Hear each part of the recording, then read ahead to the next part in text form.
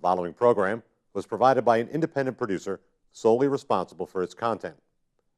The opinions expressed do not necessarily represent the views of this station, its staff, board of directors, or underwriters.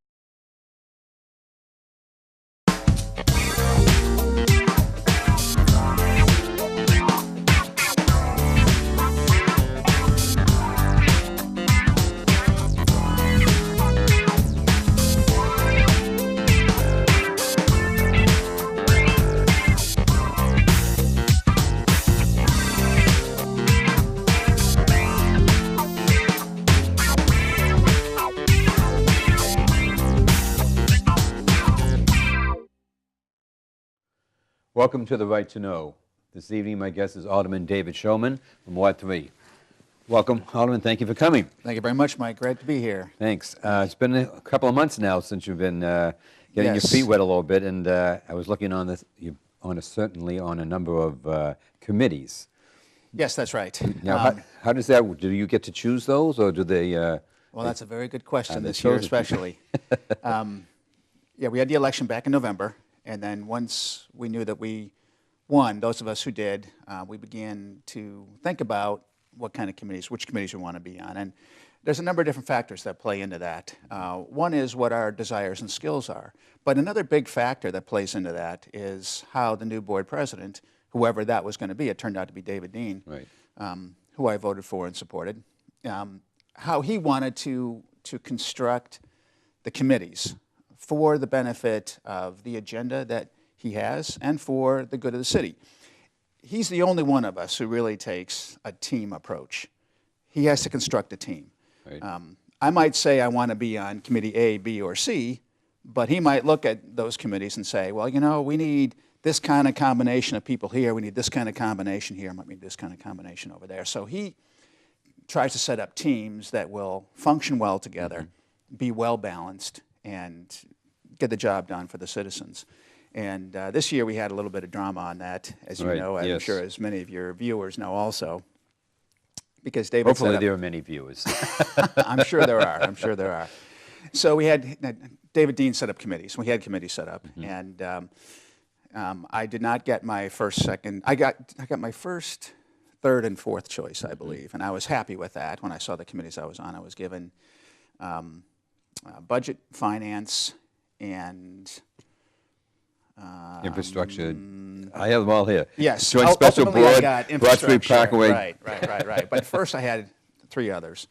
And there was some debate and drama on getting those committees ultimately selected. But the ones that I ultimately got, I'm also very happy with. To me, we get elected to be public servants. Right. Since when does a servant say, I'm only going to do this, I'm not going to do that?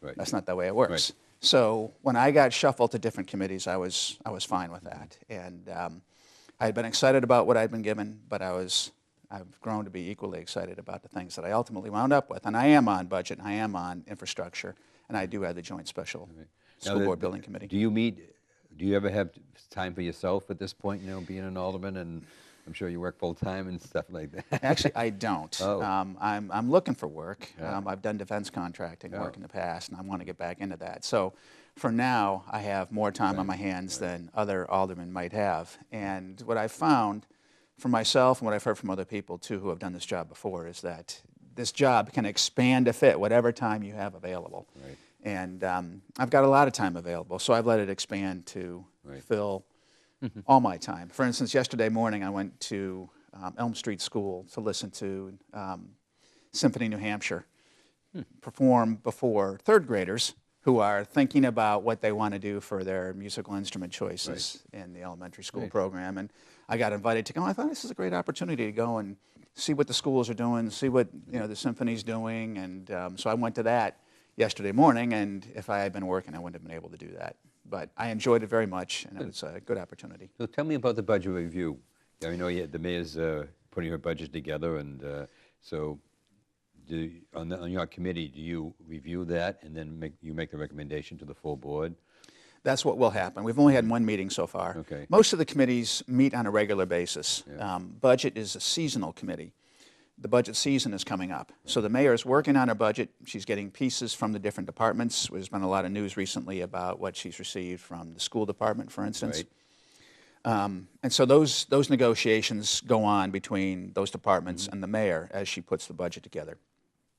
We've only had one meeting so far in the Budget Committee, and it was a couple weeks ago. We're going to be having a lot of meetings, I'm sure, more than once a week, as we really wrestle through all the details. I can tell you from campaigning, knocking on all the doors I knocked on, people are a little tired of seeing, by people I mean the voters in Ward 3, are a little tired of seeing taxes go up, as spending, of course, goes up. Of course, we have a budget, balanced budget, rule here. All municipalities do, where whatever is spent has to be raised in taxes. You can't have a deficit. So as spending goes up, taxes must go up, and we've seen 2 to 3% increase per year over the last several years. And if you do 2% for 5 years in a row, that's 10%. Correct. And I think many of the people in Ward 3 certainly have not seen a 10% increase in their salary over the same period of time. In fact, we saw an article in the Telegraph last year where home values are decreasing. Household income and family income, median household, median family income in the city of Nashua, slightly different measures, are both going down. Meanwhile, city spending has continued to rise. And the voters in Ward 3 have made it clear to me that they don't want me to just try to keep it down below 2%. They would really like it to be a 0% increase this year, well, especially since we had that reassessment last year, and taxes for many people went way up. Yes. Yeah, well, and also the unemployment, although they say it's going down, that figure does not include people who have exhausted their benefits. So it's, it is really difficult. My wife has just started a job and just worked for three years, so trying to find a job. So, I think that's throughout the city, people have the same feeling. Now, when they do through the year, when they take, for example, the parking, they want to change the parking. That also, you have to take that into consideration, because that's also a little bit of loss of revenue, slightly for the city, but every little bit helps. So. The revenue or taxation question is a complex one, because when we have parking meters downtown, or we pay to park, that's not just pure income. It is income to the city, but it's expense to the individual. And the first rule of economics, it's very, very simple. Many people seem to forget it, but the first rule of economics is you cannot spend the same dollar twice. So when you put a quarter into the meter, or $1 or $2, now you don't magically get $2 more at the back end to fill that in so you can still spend. You don't have it anymore. It's gone.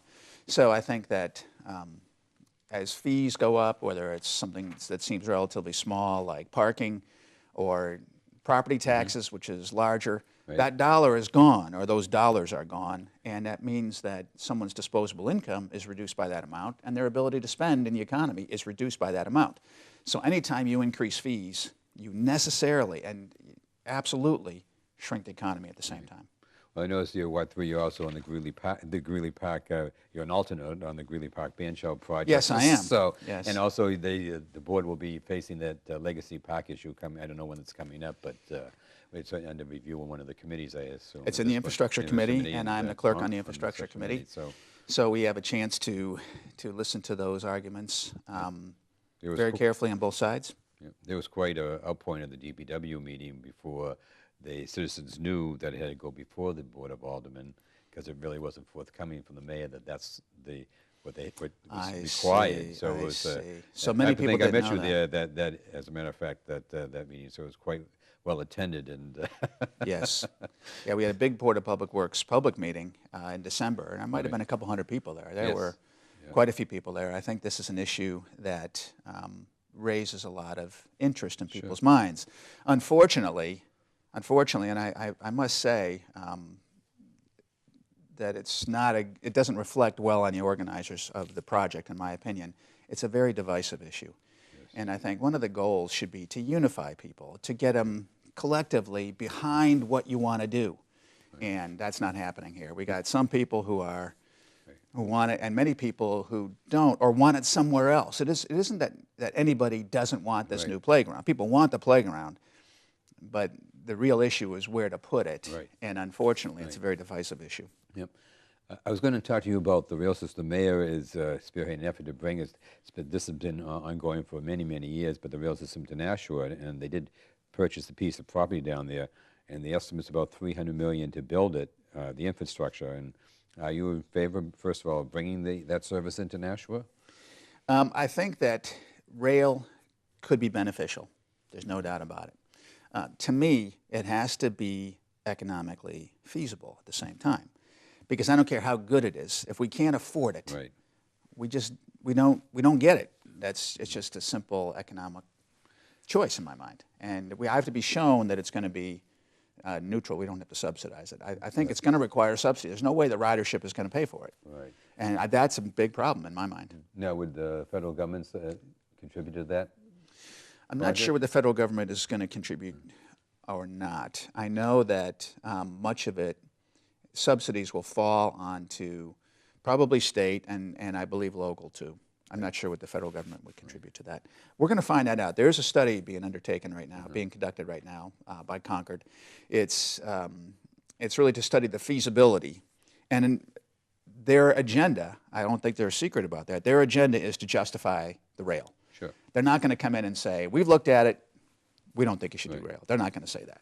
Their agenda is to justify the rail. And as long as we know that's the case they're trying to make, that, up front, I think that we can look at that and analyze it objectively. I just personally need to make sure that it does make economic sense, that it is the right thing for the folks here in Nashua. Well, part of that project is probably to alleviate some of the traffic, and also the mayor is also looking at a southbound exit 36, which would probably tie into that whole traffic issue. But I like you said, probably the question is where does the money come from to build these things? And if exit 36, would Massachusetts be involved in that? Because it is in, exit 36 is in Massachusetts. Does the city partner with Massachusetts frequently? I'm sure there would be some kind of partnership on that. I don't know what all those details might be. I like the idea of a southbound exit 36. I think that for my own personal need, I've been down there and I think, where the heck's that exit? Oh, yeah, we don't have one here. So if I need to get there, I got to circle around. I think that it would be beneficial. I would like to see it there. And if rail ultimately does come in, if there is a stop down in that vicinity, then it would be a nice park and ride facility for folks to come from the more northern exits here in Nashua, or even further north in the state, Concord and Manchester or whatnot, even possibly, to come down there, get off at exit 36, and if there was a train station there, that would be a good thing. So I think those are actually two separate issues. We can do the exit 36 probably much faster than rail will ever happen. Rail may happen one day, but it's going to take a long time for that to happen. But exit 36 is a good idea. And how it gets funded between the two states, we'll have to see. But the aldermen are always ultimately involved in any decision that costs money to do any of those things. Yes. Yeah. Yes. So, which brings me to my next question. It's a good segue, yeah? It is.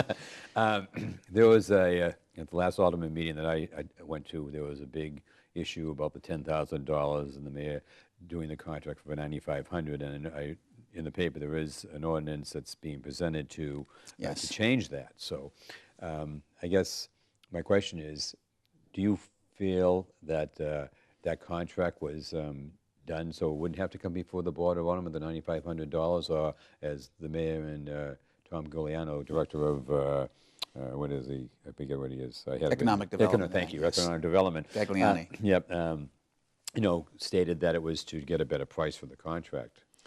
I think that, I'm not saying there was anything nefarious, no kind of secret agenda, but I think that it was clearly set at $9,500 to avoid the Finance Committee. And that's not necessarily, I'm not saying that it was to avoid oversight. I really don't know. I don't know the motivation behind it. Mayor said it was to speed up the process. Certainly not having to go back to the Finance Committee would speed up the process. My personal view, I'm one of the endorsers, one of the sponsors of that new legislation. My view is that if something logically or legitimately, without any agenda, falls below $10,000, I think that's okay. But when a $10,000 bid is forced down to $9,500 to squeeze it through, regardless of the reason behind it, I think that's a mistake. I think that it was clearly, this contract especially was clearly something that the Finance Department was involved in. I think the aldermanic oversight to something as critical as the branding initiative needs to be there. And I'm one of the sponsors of this legislation, and I would like to see that rule So changed. tell me about the legislation. How are you trying, what's the verbiage to try to change that so that if there's a contract at $10,000 change to it, it has to come back to the Board of Aldermen? The primary aspect of this legislation, and I don't have it in front of me, but the primary aspect of it is if there's a contract revision, regardless of the amount, if the Finance Committee had to approve the contract in the beginning, and now we're going to make a change to it, that has to come back to the Finance Committee. It's not required that it has to trip a certain number. But if there's going to be a change to a contract, we had the cancellation of the contract with the company down in Tennessee, and then we had the change in the contract, moving funds from that company to the mesh contract. I think that should all come before the Finance Committee. I think that the people in the city need to know that there's financial oversight. Right. Again, I'm not saying there's anything evil in the minds of the people that were making these decisions. That's not the point at all. The point is that a public servant, I think, needs to be above reproach in all they do. There cannot be the hint of impropriety. And in this case, it's possible for someone to think there could be some impropriety here. And whether there is or not, I don't know. I'm not making that case. But there should not even be the hint. I can tell you there is at least a hint of impropriety, and I think that's wrong. Now, is that threshold going to be $10,000, or is that still up for review? I believe the threshold is still $10,000 on something new, but anything that's changed, if the contract went through Finance Committee and there's even a $1,000 change, I think the idea is there's a change to that contract, Finance Committee approved that contract, Finance Committee would like to know there's a change. So if there was a contract for, say, initially for $9,500, would that, any change to that, you're saying would have to come back before the Finance Committee? If there was a contract initially for $9,500 that didn't go to the Finance Committee and that contract was changed, again, I need to take a look at it to study that verbiage, just to make sure. I'm a sponsor. I didn't write it, but I am a sponsor of it. I trust those who are putting it together, and I want to make sure that when I speak on it, I speak 100% accurately for you. Okay. Do you feel, now you've been an alderman for a few months, that it is open government in the city? I think that it is becoming more and more open. Okay. You know, the idea of open government can be kind of a relative term. I think that we made a big change. Voters in Nashua made a big change to the Board of Aldermen in November. 5 new members on the Board of Aldermen. And I think that was because those voters wanted more oversight. They wanted more openness in government. And I think that we are most definitely moving in that direction. I know David Dean. I have utmost respect for him. I think that he is going to continue to work on transparency in government. He's an effective leader, and he has great ideas. And I think he has the respect of voters in Nashua. I mean, he's got the most votes of anybody. He has. And that says quite a bit. So he's well-known, well-liked, well-respected, a man of integrity. And I think he's bringing all of that to his presidency. And I think the new alderman, I would like to be able to claim that I'm a man of integrity. I know some of the other new folks are too. We want to bring that on behalf of the voters that sent us there. Because this is representative government. It's very important to me. This idea of representative government is very important to me. When I say that, or when we say that Americans are self-governed, it's not enough to say every couple of years we're going to choose our master. We're going to choose our dictator every couple of years. Choosing your dictator is not self-government. If we're a representative government, we should be electing people who will represent us, not just their own views, but represent us to City Hall in this case.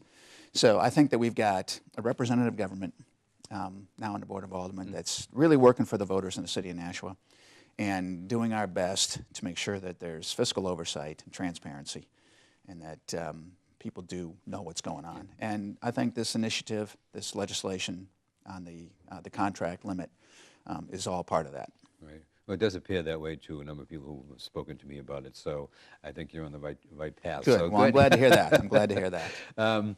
You have a number of union contracts and coming up with the city. So I know that you have the teachers, local union 144, AFL-CIO Unit D, the food service workers, and the secretaries Unit C. They're looking for an increase in their salary. Is that the only thing they're looking for in the contracts, or is that something you cannot speak about until it's decided? Those two contracts have already come before the Finance Committee, and I'm happy to speak on those. The food service contract, in both cases, they're looking for about 2% per year salary increase. Actually, it's a package increase. We look at the entire compensation package, and so it's salary, it's benefits, it's all these things, and the net effect. Let's take the food service workers first. I forgot the exact number again, but it's just over 2%, I believe, in the first year, and it's maybe a little bit more the second year. That contract, I didn't know it at the time, but that contract, I've since learned, that contract is 100% funded by other things besides taxpayer funds here in Nashua. It's funded by food service revenues when they sell food in the cafeteria, and there's federal grants. So none of the money that goes in that contract, none of it comes from Nashua taxpayers. I voted to give those folks that raise. It's not our money. I don't represent the folks that are elsewhere. I represent Nashua Ward 3, so I voted for that. The second contract, the secretaries, I like secretaries. I have nothing against secretaries, but I did vote against that, and that's part of the public record. Now that contract is going to come before the full board next week, and I'm still thinking about what I want to do when it gets to the full board. I was the only vote in the budget committee that was against the contract. Okay. And here's my reasoning on this. And again, it goes back to what I said earlier about being a representative government and being a representative of Ward 3. I mentioned earlier, we have property values falling in the city of Nashua. That's a trend that went down by about $500 million, I think, down to $8 billion roughly. So property values are going down. The city still needs its taxes, so the tax rate went up. Right. So my tax bill stays the same, even though my property value is falling. Right. And that's happened throughout the city. Secondly, we've got household income, median household income, median family income falling. And that, like you mentioned, it doesn't include unemployment numbers for Nashua. Now, we've got good numbers in the state compared to other states in the country, compared to the nation overall. But still, we have income issues. Folks in Nashua have income issues. That's a known fact. And we have government spending going up. So my question is, how can we, and my voters ask the same question, how can we give some people, as nice and as sweet as the secretaries are, how can we give them that 2% if our side, the people that are paying these bills, if their income's going down? And a question I've asked to school board folks and to anyone who wants to answer is, tell me, because they always say it's fair. Oh, it's fair that it only goes up 2%. 2% doesn't sound like a lot. And again, I like secretaries. But if voter income is down, how is it fair that we pay salaries that are going up? I think the equation, the answer to the question, is it fair or not, must be looking at the balance between the public employee and the taxpayer. Not one union to another union. Oh, he got 2%, I should get 2%. He got 3, you're only giving me 2. That's not the idea. It's not fair between unions. That's not right. What we're looking at. It's fair between the recipient and the person who's paying. And again, my constituents were very clear on not wanting taxes to go up. Now, my personal view might be, oh, we should give it to them. Right. But again, I represent right. the voters in Ward 3, so if they tell me that they don't want it to go up, then I need to honor that. Now, we're not in the budget discussion yet, but I think that the school board should understand that if we do approve this contract that raises the amount that gets paid to secretaries, later we're going to be talking about how many secretaries we need. And if we're going to keep the budget flat, or try to keep it flat, if the salaries go up, the numbers have to go down. They have to. Right. They have to. Because if we suddenly pay them more money, the money has to come from somewhere. So So the question is, are there people who are going to be out of jobs, it's better have them work at the current rate as opposed to have people losing jobs? well, I think that's a very good question, but it's a question that the school board needs to answer because they're the ones who have negotiated this contract. Right. And if they want to be generous to these folks, great idea. But understand, we have 83 secretaries. Maybe we're only going to have 81 when all is said and done. Whereas we could keep 83 if you stayed at the old contract. So that's something they need to wrestle with. We haven't talked about numbers of employees yet. That's going to come up in the overall budget discussion, which, like I say, hasn't happened yet. All we're discussing here is the contract. Right. It might be a good idea in the future to hold off on all these contract negotiations until we're actually discussing numbers of employees at the same Now, time. does that contract affect the budget of the school committee? I mean, that they're trying to present to the city? Yes, It's all part of included, it. that money would be included. That money would be included in their 5%. And then that's why they're increase looking that for a they want. 5% increase. So Yes. there was been a few questions about, the size of the classrooms, Yep. and one of my meetings was with the school board here, and they would prefer to have, like, a lot of them feel as though, like, the first 3 grades to have, cut the classrooms in half. But then you have to find the funding to do that. So that's also part of the, the whole package for the city. It's part of the whole package for the city, and I think that the school board needs to understand that if we're going to pay secretaries more, that takes away money that would be available for more teachers in the classroom. I know they want to get social workers at the high schools. It takes away from that possibility. It takes away from everything. It isn't possible to simply say, we want 5%, give it to us. Right. That's not possible. So I think they need to understand, as we all do, if I want to go out to dinner more often, I got to cut something else out. Right. Because that's how we work in the trade-off. I can't just suddenly say, well, yeah, I can do both. We can't do both. Well, It's a choice. I know a while ago there was a talk about selling the piece of property by CVS to southern New Hampshire. So would that money be allocated? Is that allocated when if that does go through? Would that be allocated to a specific project, or is it just used for like a general fund, put through in a general fund account? I believe that's in a general fund account. The lease is income to the city, and I believe that's a general fund account, but I'm not 100% sure on that. So there are other sources of revenue to the city besides just property tax, and that's one of them. Yep.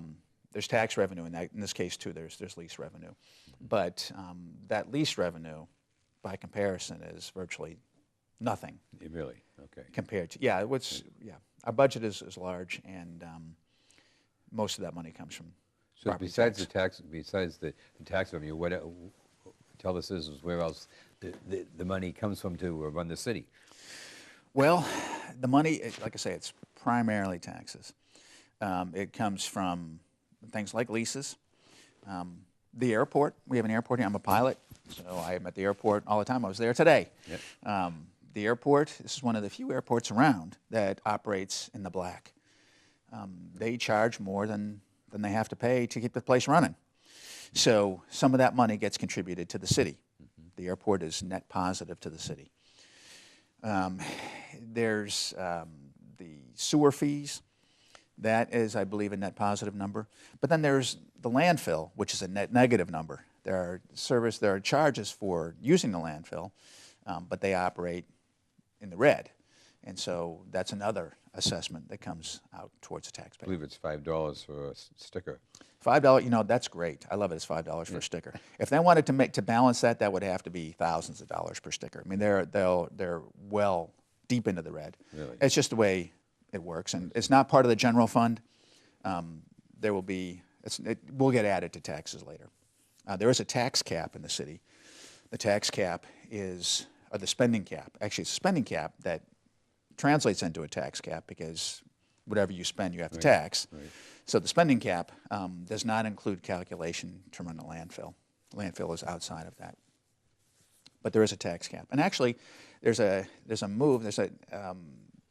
item on the ballot in November to change the way we calculate the tax cap. And I would like to urge your listeners to vote no on that. Okay, tell us why. I'll tell you why. The spending cap was put in 15 or 20 years ago, something like that. And it's a calculation that is based on, it started out being based on the Consumer Price Index. You've heard the Consumer Price Index, your listeners, I'm sure, have heard about it. But there's different ways to cut that data. The Consumer Price Index we hear on the news is a national Consumer Price Index. But those who put that number together also have regionalized it, and they look at rural versus city. So to get a more accurate view on spending in this part of the country, regarding our tax cap, for our tax cap calculation, our spending cap, we now look at Consumer Price Index, Northeast, because we're in the Northeast part of the country, urban, so because we're a city. So our spending might be different than Hollis's or you know, our Consumer Price Index. So that's a pretty good number. But it's Consumer Price Index, which is just a price for a basket of goods, however that's defined. And we take a look to see how prices for those goods change. And this year, I believe it's 2.1%. So the Consumer Price Index growth has been 2.1%. And again, that's Northeast urban. So that means that we've got a spending cap on this year's budget of 2.1%. Again, my voters want it to be zero. Right. They're not happy with 2.1%. But there is a move by those who have been opposed to a spending cap. And there's a segment of the population that doesn't want city spending to be capped. Now, who might that be? It could be school board folks. Yeah. So it's generally speaking unions. Unions would like to not have a spending cap because if there's no spending cap, then they can negotiate for and try to get greater increases that won't be limited to the Consumer Price Index, Northeast urban. That basket of goods does not include municipal union contracts. The ballot agenda item for this November is to include municipal union contracts in that basket of goods. So in other words, if we give them 2% this year, that will inflate the number for next time. Right. So next time it might be 2% again for Northeast urban, but because we threw in union contracts in there, it might now be 3% as a spending cap. I will say that the good news is our budget in the last couple of years has come in below the spending cap limit. So we're doing well on that. I still think it needs to be lower. That's my personal view, and I think, like I say, the view of the constituents in Ward 3. But I would argue logically, I make a logical argument against including union contracts in that basket of goods because this is the CPI, the reason we have the spending cap is to protect taxpayers from runaway government spending. And if you begin to include government spending in that, now an inflation in that spending accelerates the inflation for next time. Right. And I would say that in the interest and for the benefit of the taxpayers, they should not have that piece added in there. It should just be normal, non-government spending, which then will serve to limit government spending. Because there'll have to be a way to pay for it. There's going to be a way to pay for it, and that's coming from the folks. It comes from the folks. Yeah. And I've had people say, that they just can't spend anymore. I lived in a town before where the locals, people who lived there for generations, got priced out of their community. Taxes went up and up and up and up. Mm-hmm. That town is completely different. And maybe that was the intent of the town leaders. I don't want to see that happen in Nashua. Right. I think what's really great about Nashua, one of the things that's really great about Nashua is that people stay here. So generations. I've got some friends whose family and all their siblings, they all live here. My siblings, my family, were spread out. But when I go to Sunday dinner with my friends and see all the generations, grandma and the parents and the kids and the cousins all get together, they're able to do that because grandma is not priced out of town. Right. She's on a fixed income, but she's not priced out of town. Where I came from, people got priced out of town. And I don't want to do that. I don't think that's fair to those folks. I don't think that's what we want to see happen in Nashua. Nashua, it's a great city. And one of the things that we have here that's so great is that people can stick around. But if we raise taxes and force them out of town, it's not good. Well, there's been articles in the paper. I believe the alderman met with some state representative about the gambling. Yes. In the state. So there was some movement to put it to Salem, which is close by. But do you think, are you in favor of gambling in the state of New Hampshire? And if so, would it help? There's been a lot of talk about a lot of these places where have casino, but the states don't really make any money on them. So Right, you know, right. so. I was at that meeting on Monday. David Dean, the president of the Board of Aldermen, and Mary Ellen McKay, who's one of the Nashua delegation to Concord. Actually, she's my neighbor across the street. They organized a meeting to get the aldermen together with the delegation that goes up to Concord from Nashua to just share ideas and kind of catch each other up on what's of concern to us. And the gambling initiative became a big topic of conversation on Monday. And there's most of the Nashua delegation, I would say, was in favor of it. I get the sense that most of the aldermen were against, although I could be wrong on that. I personally am against the gaming initiative in New Hampshire. I think that some of the arguments that were made against it were very powerful. I think Alderman Soucy made a great argument. He said, if we acknowledge that gambling is bad, and no one was saying it's good, no one there was saying it's good, but if we acknowledge that it's bad, and that people get addicted to it even, why should we inflict that on the population? I share that. There were also economic arguments made by some of the aldermen, in particular Alderman Siegel, who spoke very eloquently about the fact that these projected revenues often don't come in the way they're estimated in the beginning, and also the business doesn't do that much for the community as much as they say it's going to be, because the casino tries to draw people into the casino. It doesn't draw people to the region and then they're outside for food, or they're outside going to the beach. No, they're in that building. That's where they're spending and losing their money. And then they leave. And then they leave. Yeah. So it's really just for the businesses that are inside those walls, and those businesses exist to benefit the casino. Right. And there's also talk of that it increases crime also in the city, which, and I guess the other side argues, well, the revenues would increase the police force to handle the crime, but you know, I just don't see it as being a good thing. Now, the point was made that we sell cigarettes in Nashua, or in New Hampshire. Is that any better? Or we sell alcohol in New Hampshire, and people from Massachusetts come up here to buy alcohol. I don't blame them. So we do those kinds of things, which are vices. And so is gambling any different, really? And my view is, if alcohol and cigarettes and gambling are vices, we only have two of them. So far. Why add a third? So far, yes. We're talking about marijuana legalization in the state, too. Yeah, there's a lot on the plate here, but we'll see what happens at the state with that. So yeah, I'm against gambling. I just don't think the benefit is going to be there economically, and I think that society pays a price for that. Right. Well, thank you. I really appreciate your time, Alderman, and it's been a pleasure having your time. It's very informative, and thank you for taking the time out of the day to come here. And well, pleasure to be here. I've thoroughly enjoyed it. Well, It's been I did too. It's been great. Thank you so much. Thank you very much. It. Thanks. All righty.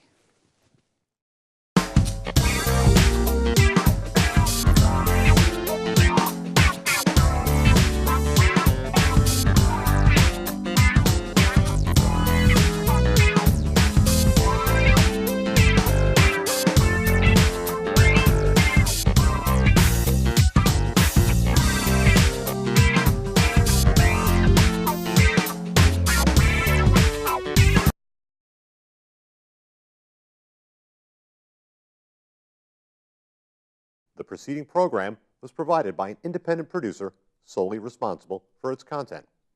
The opinions expressed do not necessarily represent the views of this station, its staff, board of directors, or underwriters.